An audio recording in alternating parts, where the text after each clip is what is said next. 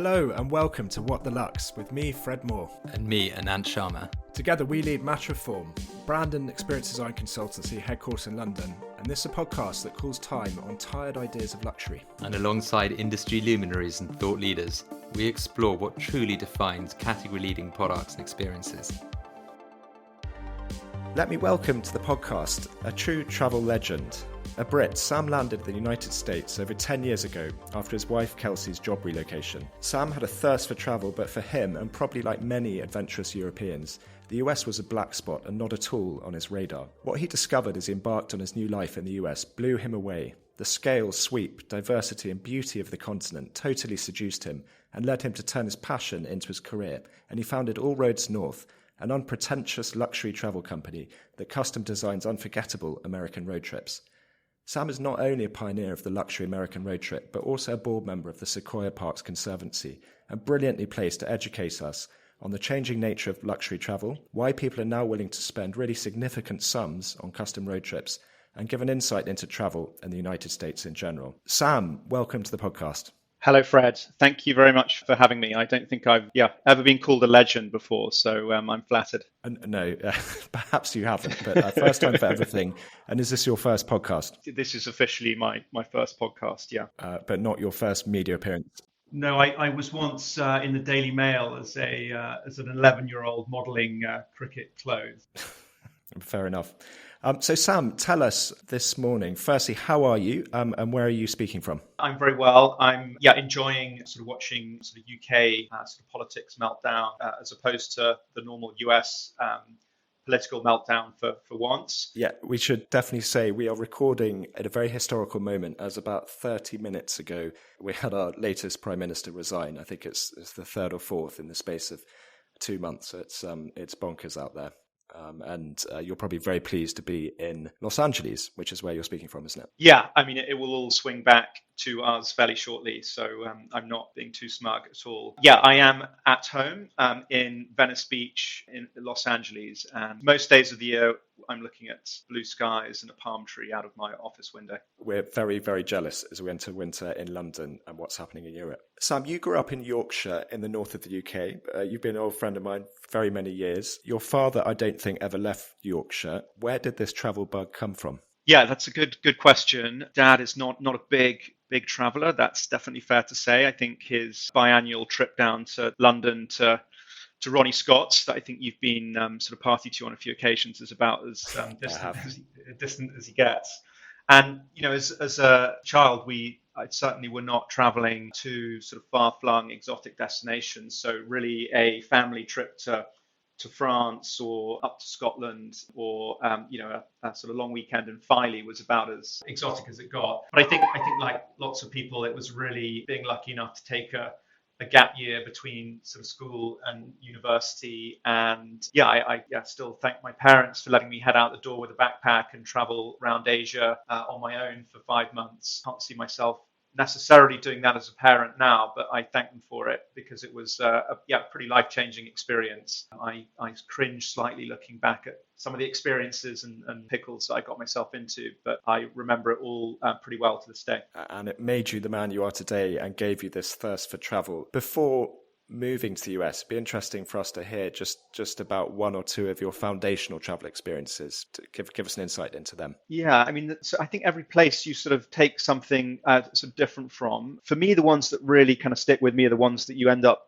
doing on your own, and maybe when you're doing it, it's not sort of pure enjoyment. And I remember definitely times where you sort of wish you were back home, but they stick with you, and you again, get yourself into kind of situations and meet people that I think you maybe wouldn't do as a group. I had an amazing 10-day experience once on the Mentawai Islands. That's a sort of island off the coast of Sumatra that really only sort of opened up to sort of the rest of Indonesia in the 50s. So still, the sort of local tribes sort of living in longhouses, and spent sort of 10 days moving between sort of those different sort of settlements, which was pretty incredible experience. I was lucky enough to go to Syria before the kind of troubles there, sort of destruction of Syria effectively. And that was a really surprisingly kind of rewarding and warm experience. So I have yeah, very kind of happy memories of that as well. Sam, tell us about All Roads North. Now, before All Roads North, you were living in the UK. I think you worked for Tesco's, the sort of UK Walmart.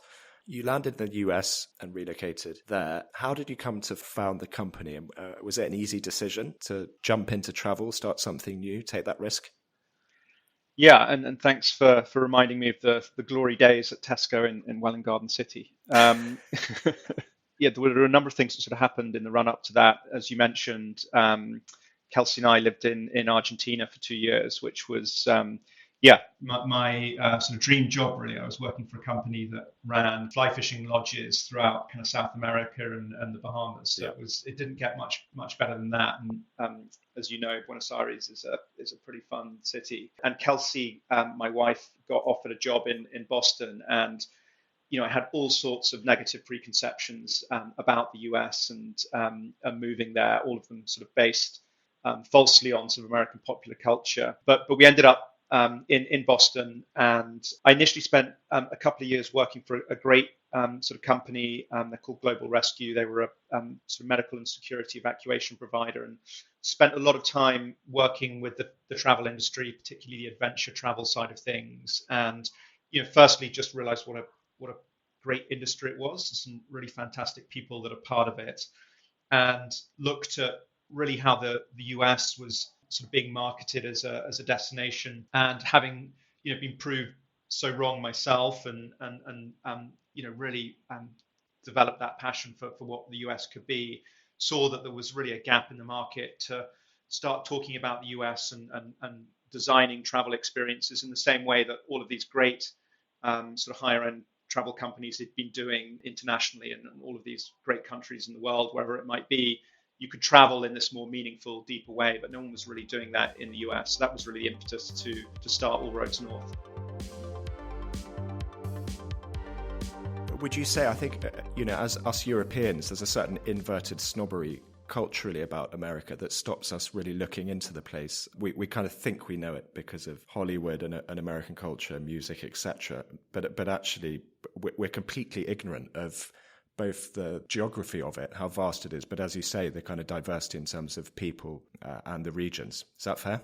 Yeah, I think there's like a willful ignorance given the sort of history that actually it was largely Brits and sort of other Europeans that thought they could do better across the Atlantic, and I think the people perhaps sort of left in the mother country. It was they were always the kind of young, boisterous sort of upstart, and so I think there's always been that sort of level of snobbery, if you like. I think that American sort of popular culture and politics and the sort of image that's sort of projected internationally doesn't help them. I think the US is one of those rare countries where you can ask almost anybody in the world what they think of the US, whether they want to visit, where they want to go, and people will have an opinion. Whereas if you ask somebody about Malawi or wherever it might be in the world, there's a lot less that is sort of pumped around the world about those countries. And so they have a sort of fresh slate, if you like, to work with. So I think in that way, it can kind of hinder the US, that their popular culture is so pervasive internationally. So the US, and I guess its hinterland, was slowly revealed to you, and you were disabused of these some of the notions or prejudices you might had about the place. And as it slowly revealed to you, you had this idea to offer these authentic luxury road trips. But to do that, of course, you have to have done these road trips, and you're probably one of the best traveled people in the US. Tell us about some of those experiences. I guess the starting point is that when I started All Roads North, I guess like a lot of people that start things, I thought I knew what I was doing, and I thought I understood the sort of travel business. But subsequently over the years, I've realized that I really didn't, and still am learning how it all works. But my first inclination was like, right, I've got to sort of get out and sort of, if I'm going to be doing this for other people, then I obviously need to go and visit every single spot that I'm going to be sending them, every property, every guide that we're working with. And so I set off in a beaten up old Honda CRV and went on these sort of wide ranging road trips with quite often sort of no real sort of destination in mind. And one of the things that I love about North America, and I think we always try and sort of weave into the travel that we plan now, is sort of how much open space, particularly public land, there is. There's a real kind of culture of the outdoors, and so I would set off with a tent, and I would really kind of camp wherever I ended up that day, and have these really pretty fantastic experiences of either camping in these amazing spots or meeting other Americans on the road. And there's this kind of great culture in the US of being on the road, from Kerouac or the sort of initial kind of migrations west, and it still exists now. There's a real sort of culture of just traveling, and it's about the kind of places in between and where you stop rather than necessarily the destination. And so I would take my sort of one pair of vaguely smart clothes, and I remember one night camping on the shores of Lake Powell, and then I'd dust myself off in the morning to go and visit sort of Amangiri, and sort of pretend that I knew what I was doing, and that had this sort of huge book of luxury clientele, which of course at that point I didn't. But I think it was those early trips that really have kind of stayed with me, and it was that sort of gave me the passion for this notion of luxury road trips, which is what we very much focus on now, that let you see the places in between. So it's not just moving from A to B, it's the little small towns, the places, the people that you encounter in the US that I think make it an interesting place to come and travel. Sam, so if you had to recommend just 2 road trips to a foreign visitor, perhaps a male approaching middle age from England, which ones would they be? And I guess that's quite a hard one. I think for most of our clients, and they're coming to us, I think, to do something a little different. And what we always like to try and do is sort of surprise them in some way. Some of the places that have really surprised me, the southwest of the US. So there's a great kind of region that sort of New Mexico, Arizona, Utah, and Colorado that culturally is fascinating. So you have a lot of Native American tribes. The landscapes are just out of this world, and places like New Mexico have just an incredibly surprising culture. So, as much kind of Hispanic and Native American as it is white colonial settler. So just very, very interesting. I think Montana for me is a place that I've always fallen in love with. I've never driven a road in Montana and not just being absolutely gobsmacked at the natural beauty. So those are 2 places that immediately spring to mind. And are you a complete purist? Do you ever find yourself or your clients in some kind of dive in Vegas or Atlantic City? Oh, no. So I think dive is definitely something that I have a real affection for. I'm not sure about Atlantic City or Vegas. For me, Vegas is, it's great for a day. I then have to run away to somewhere, and the great thing about Vegas, there's plenty of great places nearby to run away to.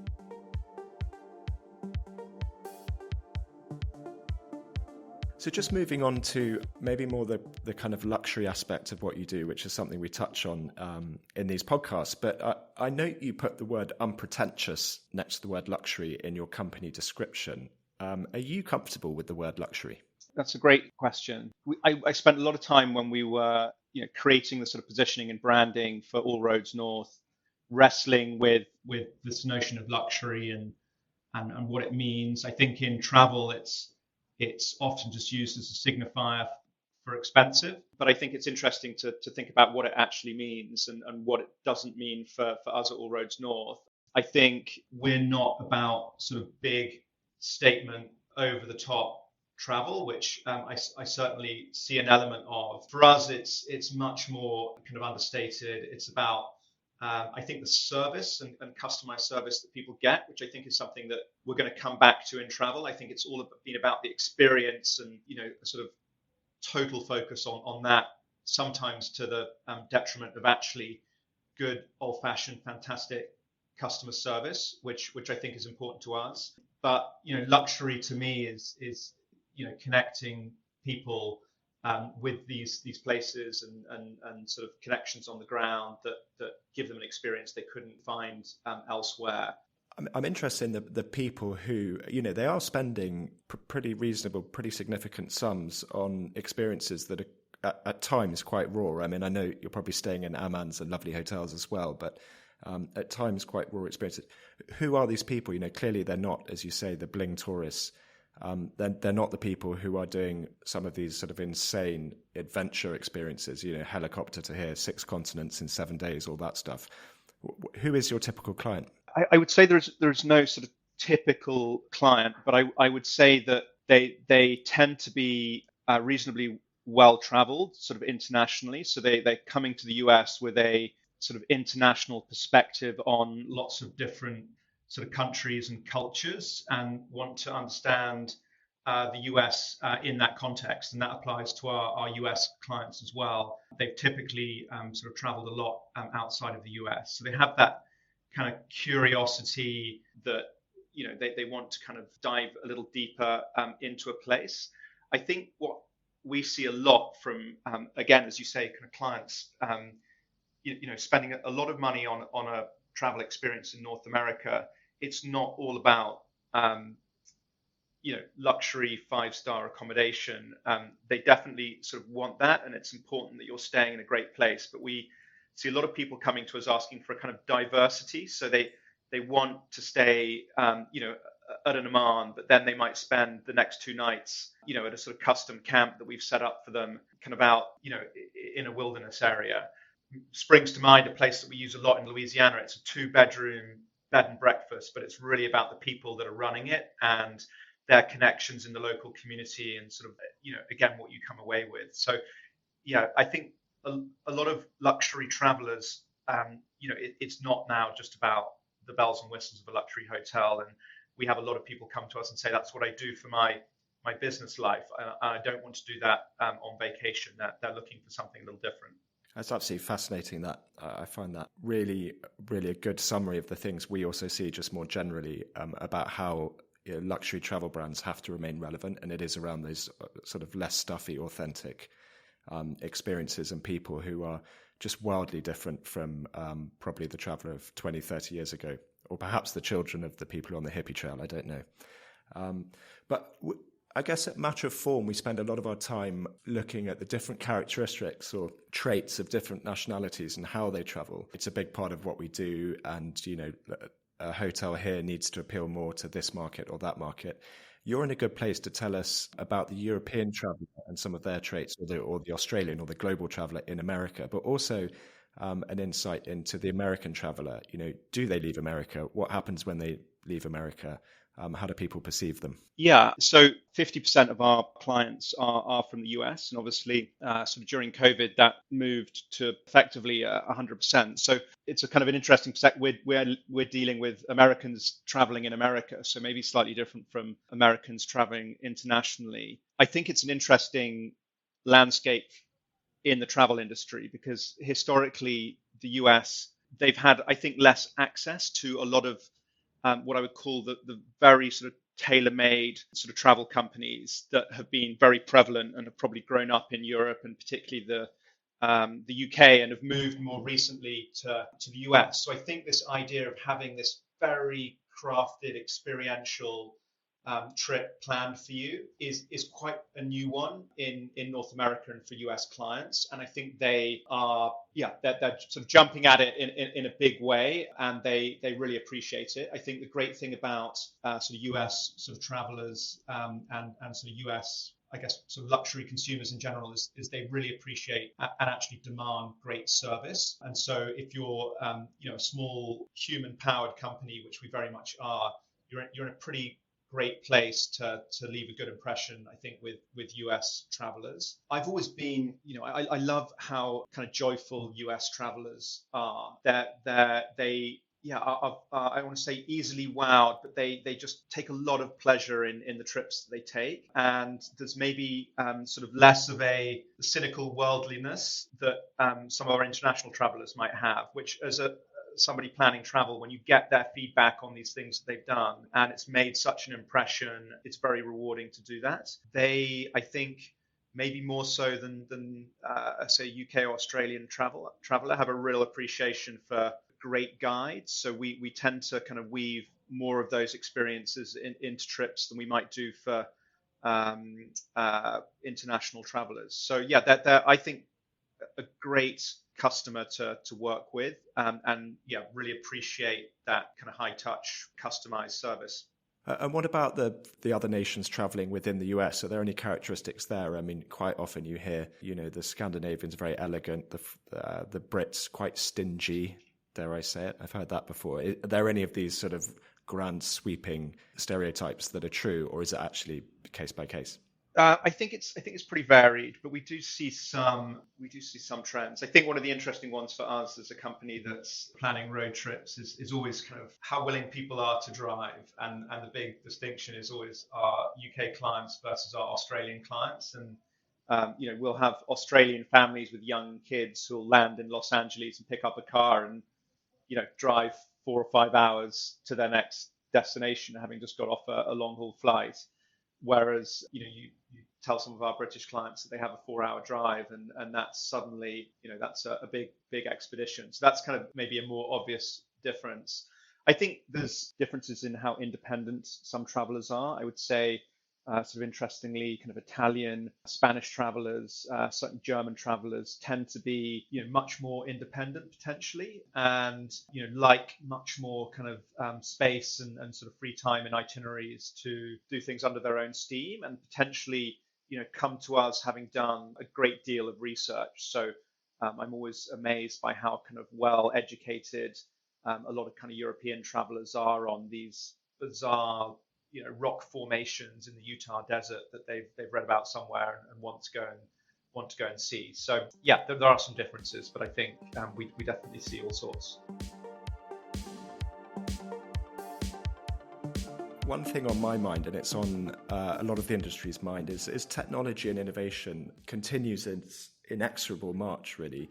Do you worry that there'll be no place for the travel advisor or a lesser place for the travel advisor? And maybe you've answered that by what you've explained about these road trips and putting them together, but I'd be interested to hear your take on that. Depending on also when you ask me that question is whether I feel sort of incredibly confident that there will always be a place, particularly at the sort of luxury end of the market, for kind of human connection and particularly sort of human curation. And I do believe that. So I think what we do, in terms of connecting our clients with people on the ground that we know will be a sort of good fit for them, I cannot envisage, and who knows what will come around the corner, how that can be done, by a platform.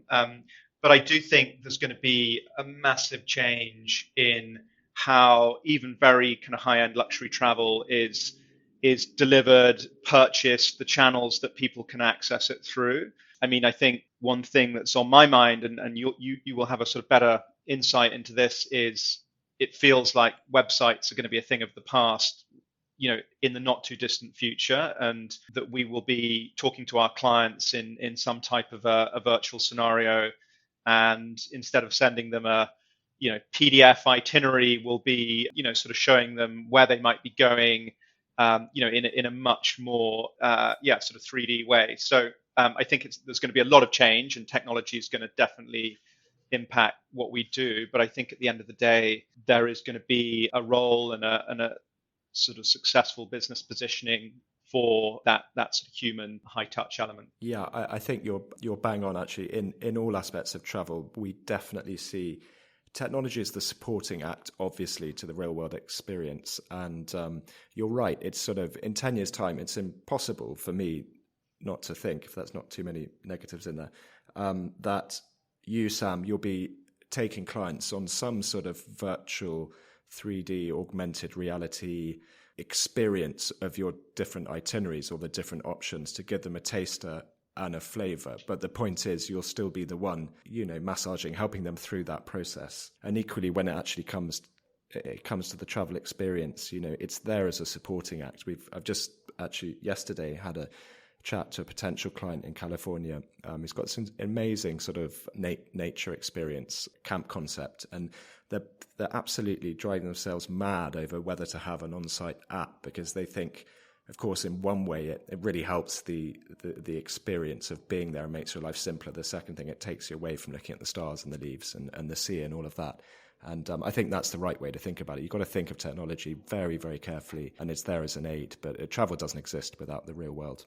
Yeah, and I was thinking about this before we spoke, and this sort of idea that I've heard people talking about, is it gonna replace the in some way the real experience? So you could go and see Machu Picchu in the metaverse, and why would you then want to go and see Machu Picchu? And I just think that we've already kind of television has proved that wrong. So color TV arrives, and suddenly everybody can see all of these amazing places. You've got David Attenborough, you've got but that didn't stop people wanting to go and see these places. That actually you know drove the demand to go and see these places. It incentivized people to want to go and explore the places that they'd seen on TV. So I don't see how necessarily seeing something in a more involved virtual world would be different. And I think there's always, like everything, there's going to be a premium, even if that becomes a more mass experience. I think there would always be a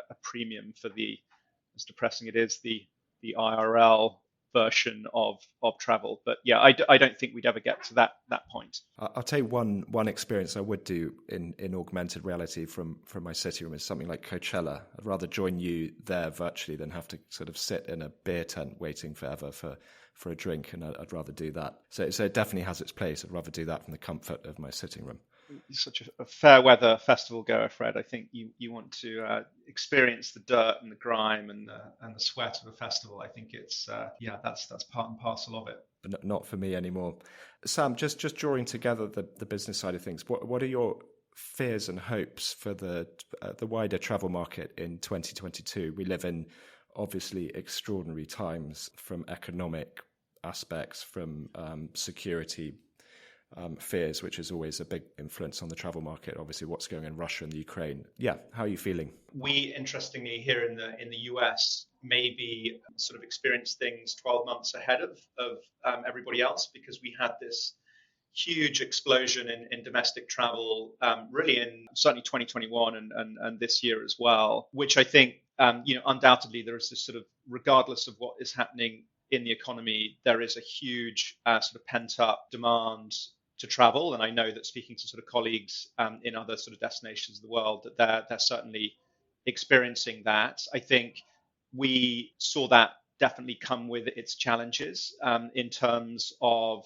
capacity of suppliers on the ground. There were certainly sort of service issues that arose because of a very kind of tight labour market, and I'm sure that some of that's going to kind of play out in some of these destinations that are getting so much attention now. I mean, I've been just reading the travel press recently, and every other article's about Japan, which is fantastic for Japan because they've had such a tough time of it recently. But I'm sure that will come with some challenges. But I think kind of one of the great things about COVID is it's kind of built resilience, hopefully, into the travel industry, because we're sadly uncertainly going to come. We're coming into a difficult period. I think it looks like there's undoubtedly going to be a fairly major recession, and I think that's going to impact certain destinations more than others. And if I've learned sort of anything about travel, it's when it's good, it's not going to last, and when it's tough, some change is just around the corner. And I think hopefully sort of people have become better positioned to kind of weather those ups and downs after COVID. Also, when we talk about travel, it's when we talk about luxury travel, it has different characteristics to mainstream travel, both from its imprint and perhaps somewhat more resilient in the face of some of the pressures we've talked about. So it's not something we can talk about as one necessarily. We've got to look at the different areas within it. Sure. Yeah. Sam, I'd love to know as well, it's not just All Roads North you're involved in. You've also become a board member of the Sequoia Parks Conservancy, which is an amazing achievement, and congratulations. But how did this come about, and what is it you do there? Yeah, so Sequoia Parks Conservancy are the non-profit partner of Sequoia and Kings Canyon National Park, which, for any listener that's not familiar with the geography, is in the southern Sierra Nevada in California, and is a pretty incredible national park. It goes from about 1,000 feet in elevation all the way up to Mount Whitney, the highest point in the lower 48. So an incredibly diverse kind of landscape. But I've always sort of been traveling up there, and I've spent a lot of time sort of in the foothills around those parks, and it's a place that I've always loved. And there's just something about that landscape that I find pretty magical. If you've never seen a sequoia, the first time you kind of see one, you wind up this sort of mountain road into the national park, and then suddenly these just gargantuan trees kind of emerge.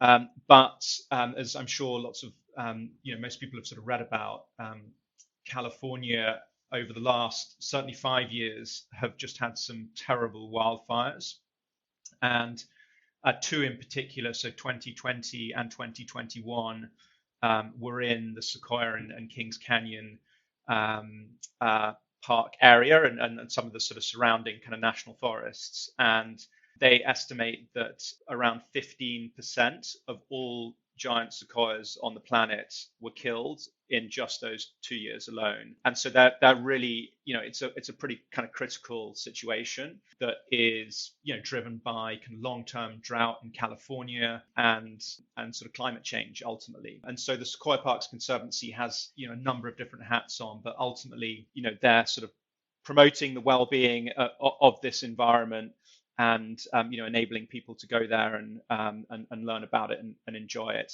It's, from my standpoint, I'm still in listen mode. So going from a strictly sort of for-profit organization and having run a sort of company and a startup effectively, to go into a non-profit environment is completely different, but really exciting and really rewarding. And I would say for anybody, the first thing you can do is just go and see these places. And I think once you experience them, then feel much more sort of invested and connected into protecting them.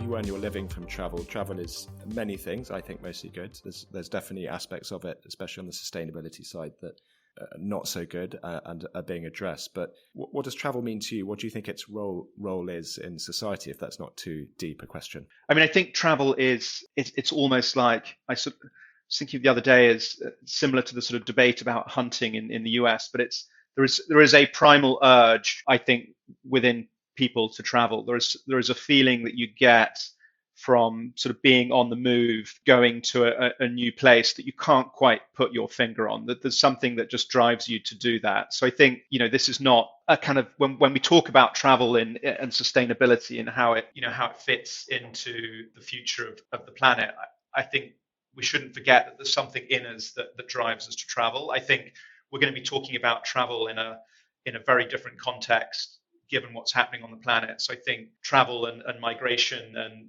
there's going to be a different conversation about travel and people moving going forward. But I think travel at its best, you connect to the place that you're going to, and I think it breeds empathy. So if you've been somewhere, you've met the people, you have an understanding of a different culture, you're going to have a connection and empathy to that place, and it might change your smaller worldview and make that a larger one, which I think is only a good thing. More travel, less wars type of thing. I think so. I mean, that's maybe that's looking at it through rose-tinted glasses. But yeah, I certainly feel that. I feel, having particularly some of my sort of earlier travel experiences, if you understand a place, I think are more connected to it. That's a really positive and heartwarming message to sort of wind things up. And Sam, thank you very much. You're unbelievably erudite and interesting on this topic. Perhaps something you wouldn't pick up if you met you in a bar after 9 o'clock. But clearly your passion and your expertise shines through. So thank you. Now, Sam, we always ask our guests on the podcast the same 4 questions at the end.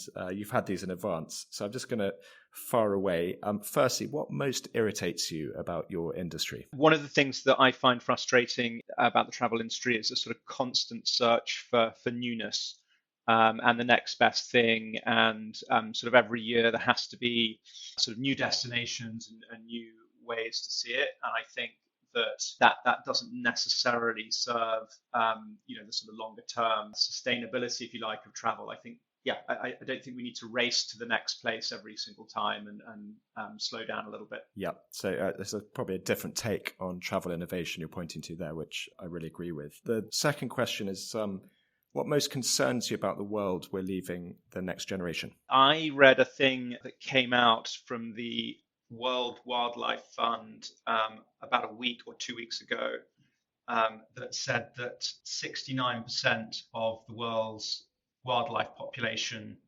has been lost since 1970, which just blew my mind.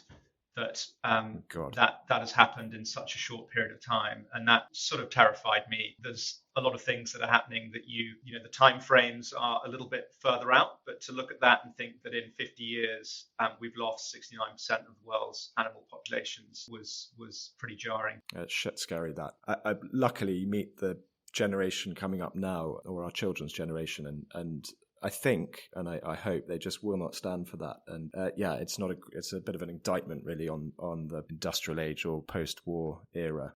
Sam, if you had to give up your job tomorrow, what would you do? Well, assuming that I wouldn't be allowed quite yet to go off and be a fly fishing guide, I think sort of moving into that sort of, you know, environmental non-profit area, having had a, you know, small taste of that with the Sequoia Parks Conservancy, it's a fascinating world, and something that I think at some point in my career I'd love to become sort of more deeply involved with. Amazing. And then just to end on something more positive, for you, Sam, what's the most exciting thing in the next 5 years? Well, Fred, that's a good question. Yeah, I have two young boys who are 7 and 5, and I think they're just getting into that age where some pretty fun adventures are on the cards. And I was talking to somebody the other day here in California who said every year he takes his family on a sort of river trip, so they go and raft section of the Yukon or the Colorado or all of these great rivers. And I think there's a whole host of other sort of outdoor adventures that looking forward to